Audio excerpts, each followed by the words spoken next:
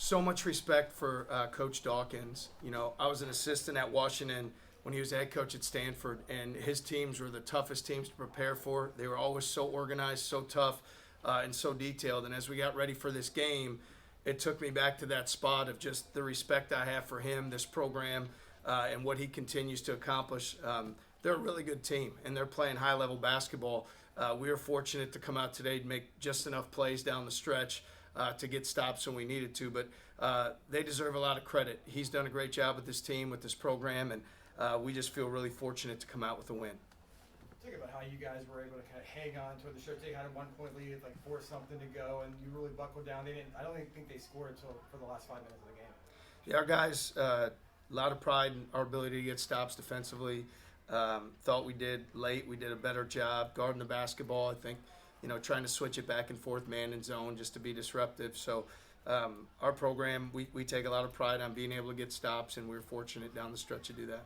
And they were 1 of 19 from 3. That didn't help matters. How did your defense impact that? I think our ball pressure, our disruption, we're able to generate some turnovers, hopefully take away the rhythm, the natural rhythm of their shots. And then there's just such a thing as like some nights guys have an off shooting night. And so I'm sure that was part of it as well because they had some decent looks. So just fortunate, defensively, I think, to have enough pressure to be disruptive and make some of those looks a little tough.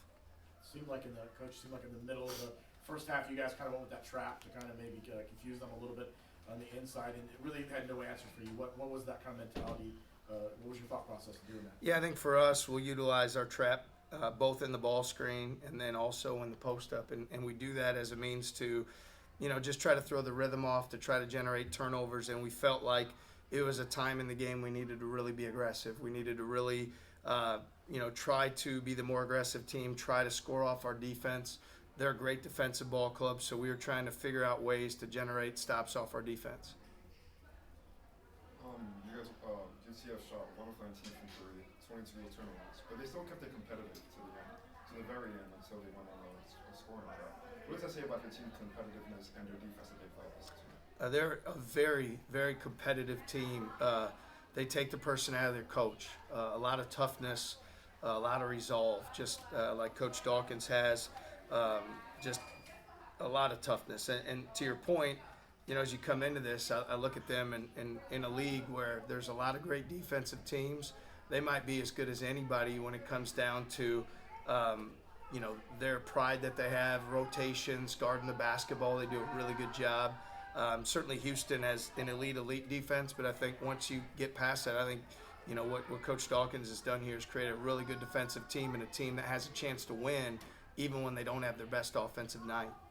It's well established that Iowa State has a tremendous fan base, but tonight here in Florida, 1,000+ miles away from Ames, Iowa, there's a good contingent. What did you think about the fan support for your guys tonight? Yeah, we're really fortunate. Proud of our fans. They travel, they support us. We're really lucky to have that. Credit to our guys, our young men in our program, because they do the right thing, and they're a fun group to pull for. So hopefully our fans take an extra sense of pride and in making those trips and making those sacrifices, and we're extremely grateful for those that made the trip here today. You know how hard it is to win on the road in this league. Just piggybacking on that, how important was it to have a little bit of fan support there to cheer you on there? Yeah, it helped us immensely. I mean, you talk about the last 4 minutes of the game, and we felt that energy from our fans when we got stops, when we made big shots or plays to finish the game. We could feel that energy, and we're just really lucky to have fans that care as much as ours do and that support us, certainly at home but also on the road. On the other end of that, with this being your guys' first time coming down here to play a game, what did you think of UCF's fan support? It's an awesome environment, terrific college basketball environment. UCF should feel great about all the folks that put together this unbelievable environment. It's a really difficult place to play. You can feel the energy, enthusiasm. You've seen the successes they've had, and they're only going to continue to build on those successes in the future. Trey, it's always difficult to get wins on the road. How's the team feeling after getting a road dub? Definitely feeling very good. Being in the Big 12, the best conference in the country, winning isn't easy, especially when you're on the road. I'm definitely proud of our guys and how we responded to adversity. There were a few spurts in the game where we were turning the ball over and we weren't really making shots, but, it didn't really deter us and deter our mentality of, being disruptive and still being aggressive. And, especially those last 5 minutes, I think we did a very good job of, staying focused and focusing on getting those stops in the end. What did UCF do defensively that was so disruptive to you all offensively? I think they just try to speed us up. That's one of the things that a lot of teams have tried to do to us lately, especially since the Houston game. Seeing that 10-minute spurt that we had struggling in that first half, I think that a lot of teams kind of took that into their game plan against us to prepare. I think they did a very good job of bringing two to the ball and trying to force us to make quick decisions and speed us up offensively and stuff like that. So. Kind of building off of that, UCF is pretty well known for their size and their shot blocking. How are you guys, you were able to take advantage of that aggressiveness. How are you guys able to kind of force those bigs to step up and clear up the back line for you? Definitely. As we prepared for this game, it was something that we did talk about. We talked about their athleticism and their big men's ability to go get balls off the glass and stuff like that. So we definitely did put a little extra emphasis on that as we prepared for these games.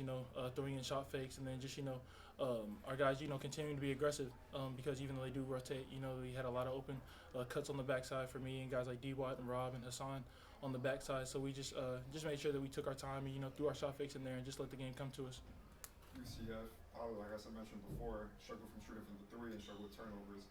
But you guys kind of took a step up late in the second half with 5 minutes left, made them go on that scoring drought. What led you guys to taking that step up? We call it winning time.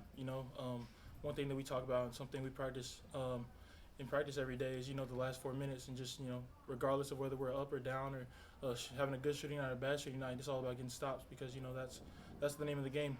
Because at that time anything can happen. So we really pride ourselves on continuing to get stops at those last 4 minutes.